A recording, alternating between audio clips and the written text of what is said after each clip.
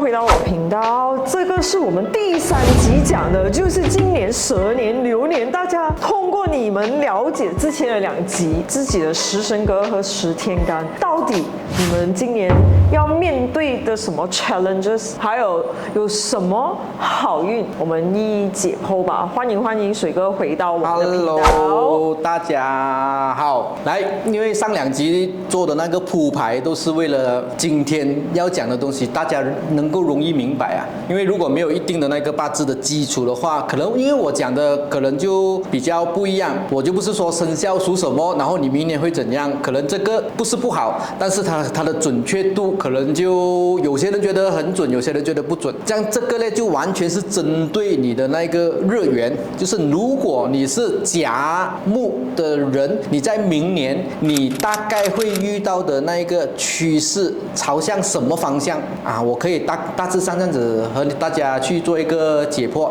当然啊，如果说破财的那一年，它不是12个月都破财啊，因为在我们流年里面，我们还有12个月流月的。这样如果我说流月的话，可能大家会太乱。这样我大概讲一个大纲罢了。因为你要分12个月，然后再10个天干，我就要讲120个月啊，120个月真是蛮多哎。每一个月我和Alicia 收费100块，让我那边我就有12千了，开玩笑。是的。这样如果大家听了过后，你想要更详细的去知道你们的那个流年的运程是怎样的话，你们也欢迎你们在 IG 那边 PM 我啦。好，这样我们今天就从我们的第一个，在上一集我们讲起甲木，上一期我们讲的是食神的那个神煞嘛。为什么要讲那个？就是因为为了今天的那个流年，甲木你碰上了乙木，乙木是我们的劫财，乙木来到巳火，是我们的食神，所以这个食神带劫财啊，它代表什么一个象征式？它就是说你可能会投资失败，因为食神是你付出啊，然后劫财又拿掉你的那个财哦，所以你会投资失败，财来财去。今年你食神是一个福星啊，我讲过，但是你配上那个劫财的时候，就可能你会面对一种情况是，你今年你是有赚到钱，但是你赚到了钱了过后，你又因为某些原因啊破掉，然后食神是我们的一个福星，但是劫财来到的话，它配起来的时候啊，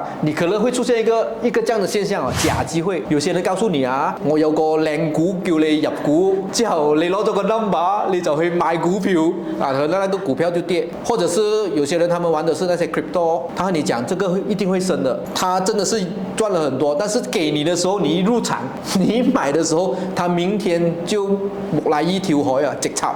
啊，可能会有这样的现象，所以如果是甲木的人，你要留意一下你的钱财方面。如果有投资的东西，凡是你的流年遇到劫财、比肩、正印、偏印，都不是那么适合做投资的啊，要谨记着。这样啊，来到月份的时候，如果你有需要，你再细推的话，你们可以 PM 我啦。好，这样我们来讲我们的第2个是我们的乙木，甲乙丙丁，乙木是我们的阴木，阴木啊，当它遇到今年啊，乙巳这一年啊，我们的木蛇年，乙是比肩，巳火是一个伤官。伤官是什么？伤官其实是你是乙，你见到明年的乙木，是你自己有很多的想法，因为伤官嘛，伤官是创造啊，付出，所以你会有很多的想法。然后其实啊，这个巳火里面啊，有藏着一些长干的，它堆起来是一些财星来的，所以你可能啊，内心有很多那些不必要的想法，想要换工，又想要做投资，赚取多一点的收入。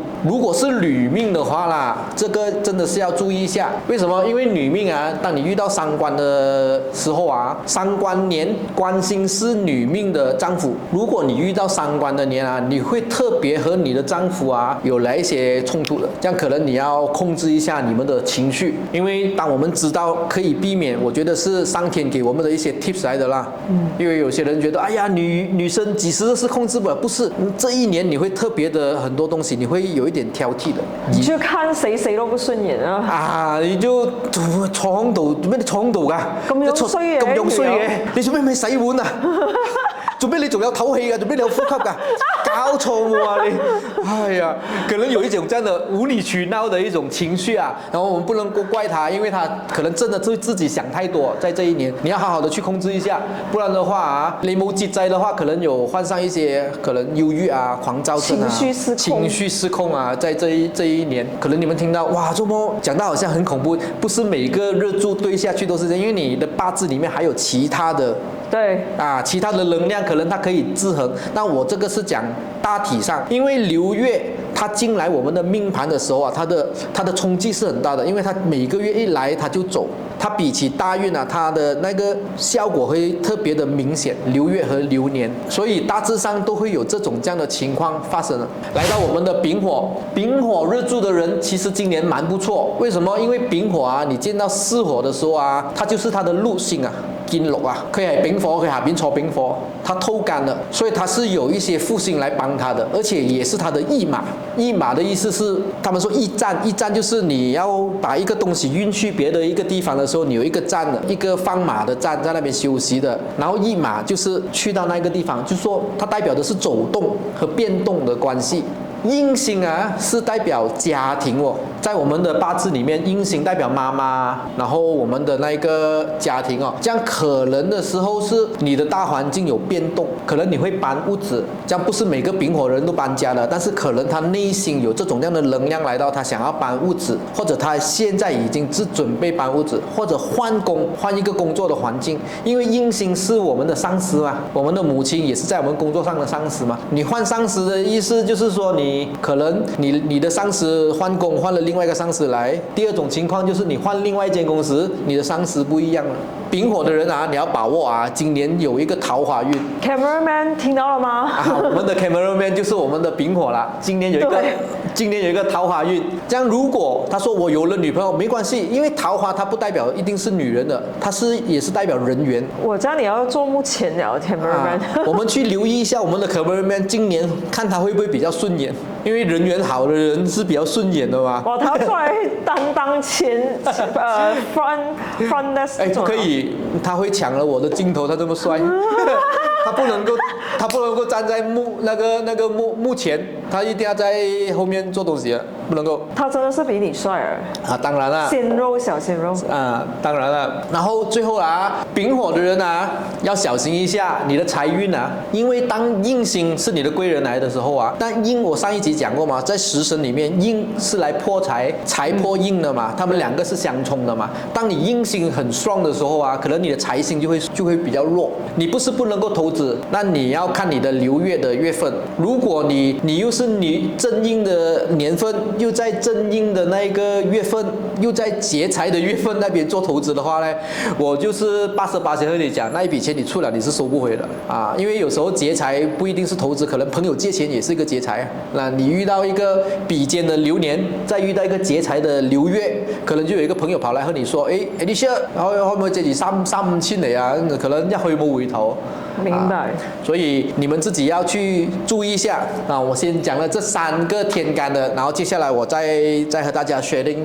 下3個天干的一個分享啊。OK， 接下來我們要講第2組了，來吧。OK， 好，剛才講了我們的丙火，我們的 cameraman 爽到哇，明年有桃花了哦。所以立刻東西又做錯了，不是代表什麼知道了過後不要飄。這樣我們來到我們的這個丁火的粉絲們啊，輪到你們了。這樣丁火啊，見己土啊，哎，又是劫財，所以這個劫財要小心一點哦。但你看啊，巳火上面的是一個乙木嘛。乙木是一個偏印，偏印啊，就是來 support 來生丁火的一些能量。那麼來講的話呢，它可以代表的是你的工作環境，代表的可以是你的家庭。所以又劫財遇上這個偏印的話，很大機會你的錢是用在家庭上面。在這2025年的12年裡面啊，丁火的人啊，會很大的開銷开支，很大的费用，可能是一些他小孩子的学费啊、补习班啊、兴趣班啊。然后偏硬也代表了我们一些宗教啊、学习的一些方面啊，所以有时候可能是你去了一些心灵课程，然后报了一个26,888的一个课程，然后让你上天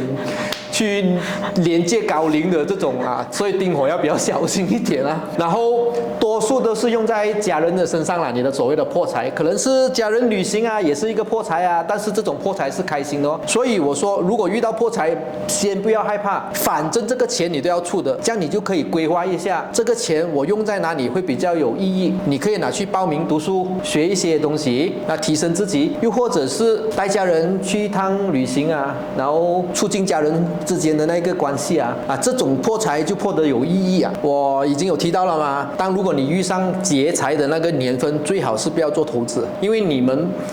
不了解那个趋势的话，那个运程的话，有很多时候你在投资的时候是在劫财和正印的时候做投资，所以尽量避免在这一年里面做任何有风险的投资吧，好好的守着那笔财，总会遇到丁火适合投资的一个流年的。这样我们讲了我们的丁火，就来到我们的戊土，戊土是我们的阳土，当它遇到乙木的时候是它的正官，然后巳火是它的偏印，然后己土兼巳火它也是驿马。凡是我们看到有驿马星出现在那个流年就说今年它会有变动的一个现象的。这样正官如果在女命来说其实是它的姻缘来的。这样又遇上驿马的话，就是说如果是女命还没有结婚的，你可以尝试多交际，出去往外跑，多一些 gathering 或者是旅行结识一下新的朋友你会有桃花的那个出现。然后工作也蛮顺心，因为在正官里面它代表的是事业，男人肯定是事业，女人可以是老公或者是事业，因为在古代里面的女人是没有做工的嘛，所以她的正官好就是她的婚姻宫好但是现在的女性可能是没有结婚的嘛，这样她的事业就是事业咯。这样就是说戊土总体来说蛮不错，为什么？工作又顺心又有桃花，如果是女生的话，只需要你多活动多去走动这样这个是戊土。来到我们的己土，终于轮到了，我等了很久。我也是戊土，总鬼也居。己土遇到乙木是七煞，但是我们下面坐着是一个正印，正印其实是一个贵人来的，因为它来生我们火来生土，让我们更有能量的去做工嘛。己土兼巳火是印星然后它有贵人来扶持，它也是做驿马星，所以今年我们会特别的，己土的人会特别的劳碌，跑上跑下去做摄影然后 Alicia 可能就接很多个案做很多访谈这个就是变装要变装早上就 Alicia 晚上就莫文蔚没有，其实真的是这样子这个有点不关风水。昨天我真的是下午的时候去拍摄80年代的 team， 然后晚上我真的是接了一个个案，然后去处理一些巫术的东西，然后我还穿着那个80年代的装去人家家那边解决问题我刚刚想问你有没有卸妆才去？没有真的挺像你讲的，真的是这样。因为他那些找你做个案的，他会不会看到哇，你来做个案，你有化妆会不会贵一点呢？价格比较高真的是这样，很忙会比较忙碌。己土的人在明年因为七煞嘛，七煞是一种压力来的。今年2025年的蛇年会比较有压力。为什么七煞是代表要求来的？你后面有一股能量来克制你所以你内在会有要求这样如果这个东西你没有去制衡它这个能量的话呢，可能它不好。但是今年刚好是正印年，所以是个煞印双生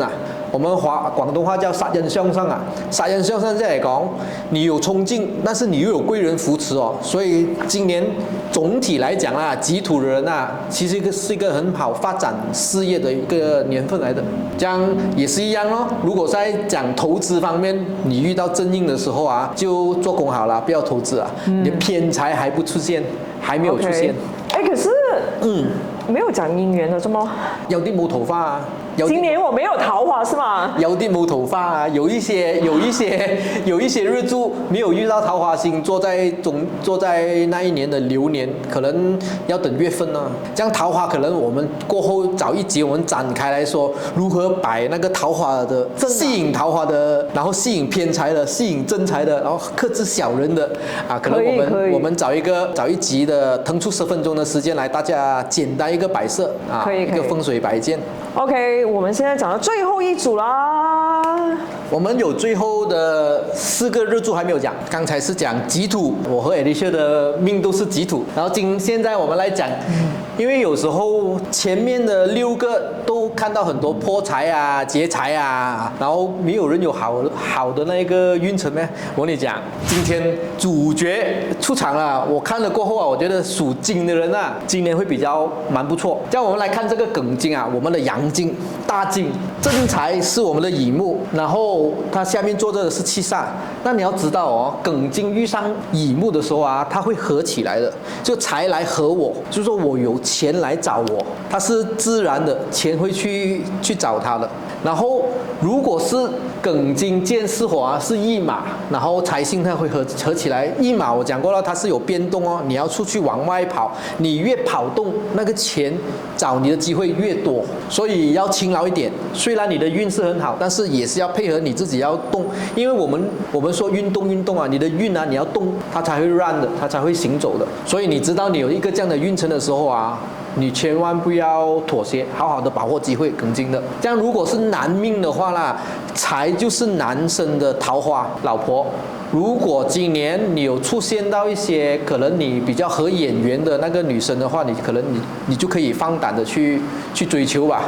加油，各位啊，庚金的人加油啊！然后啊，也有转工加薪的那一个机会的。为什么？因为驿马嘛，就变换你的环境，然后你正财又来和你变换环境了过后，那个财又出现的话，这种样的情况很可能就是你换工哦，你跳槽，可能 job street 突然间打电话给你，然后加你一个58%的那一个收入啊，这样你可以庚金要好好把握哦。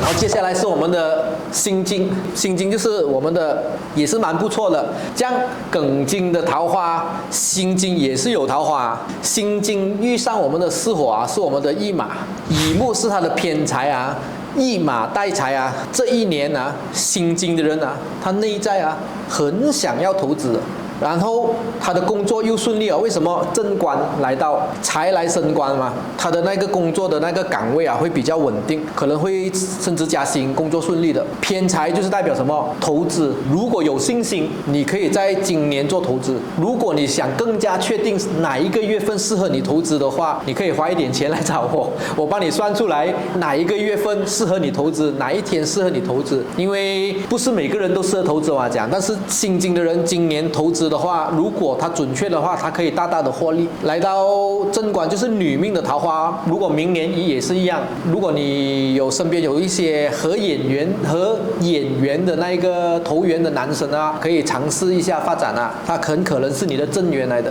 哇，这么好，加油啊，姐妹！这样辛金讲完了，来到我们最后一组是我们的壬水，壬水遇上我们的乙木是伤官，然后巳火是偏财。伤官在食神里面，它代表一个很大胆的想法，再加上偏财的话呢，就是说这一年啊，他这个人很想要去赚钱，很想要去找钱的，他就有一股冲劲，想要有啲咩路啊。死老婆有啲咩路啊，有咩康桃啊，可能就是他今年的那个口头禅啊，一直想要投资，但是因为你是偏财嘛，然后你是伤官嘛，今年你是会有回报啊，但是可能辛苦一点，你要做多一点，因为伤官代表付出，它不是正印啊，不是 support 你啊，是你自己的能量，你付出去，然后找回来的钱，所以你多一点跑动，多一点去赚钱，有这个想法是好的，积极的去找一些赚钱的机会，这个是他内心的一种想法。我们的 photographer 有一位也是壬水咯，所以他在那边偷笑了。他今年是不是很给钱啊？你有给钱就是证明我比较准了，你不给钱的话呢，就要拆我的招牌了。我们的 cameraman 好像有主动问有没有什么新的 project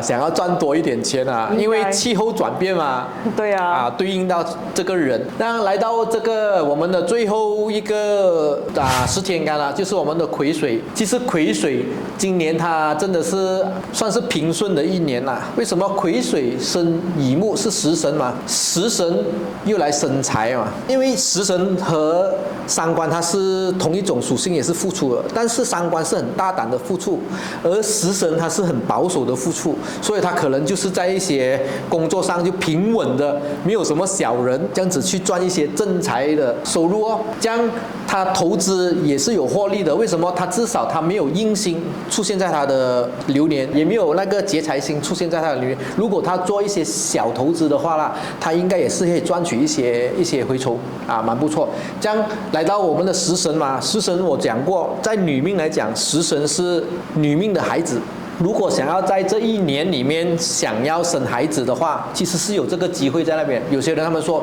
我怀不到还是怎样。今年在这个流年里面，你身体有付出能量，可能生孩子就是一个付出能量的一个现象。所以如果想要有求子的可以在这一年里面多一点 OT 咯。不是还要看丈夫的配合咩？这样丈夫是比较被动的嘛，这样如果老婆主动一点的话，这样机会也是可能会比较大一点吧。好机械化。所以今天我们分享的是，当日柱对上流年的时候，有些什么side effect。可能有些有学八字的人，他会觉得，这个没有所谓的什么身强身弱什么格局什么用神喜神忌神因为这个是没有这样子去看的啦。如果你去断八字是有这样子看，但是看流年用日柱去对出来那个流年，因为它来的那个能量太快了，30天它来了就走，来了就走，所以它会其实蛮准确。如果你给我的经验的话，有六七成会在这个大纲里面。这样如果大家真的是想要每一个月去看的话，你可以在那个论八字那边有一个流年的，在流年那边你再总和我讲的东西，大概你会看到有劫财的月份，有正印偏印的月份，有比肩的月份，这4组的时候就不要做任何的投资啦这个会比较亏钱的。然后如果有七煞那一个月份的话，可能因为我没有对到你们的那一个整盘八字啦，如果有七煞的话，可能就是一种压力咯，你要懂得会释放在那些月份咯，自己可以慢慢的去学习看一下啦，大家互相的交流然后我今天的分享也来到这里。然后下一集呢，我们就会挑选几个比较特别的可能八字，观众朋友们就是发过来的，然后我们可能会看一些有冲太岁的犯太岁的，然后可能有一些特别的八字类型可以讲一下，大概是这样子吧，对吧？因为我们上2集的时候有问观众朋友们投了他们的这个八字给你，不是我，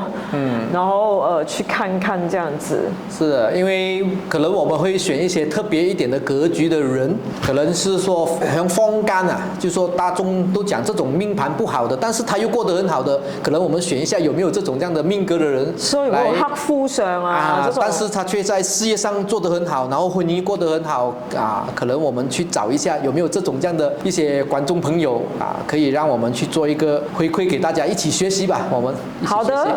今天我们就分享到这里啦，然后我们也越来越靠近蛇年了，所以大家有什么的话，我们下集再见，然后可以 DM 水哥，这是他的 IG。好，谢谢水哥今天的分享，谢谢大家，拜。蛇年赐福，2025年农历新年祈福仪式，强力清理提升明显，每人只需28.8令吉。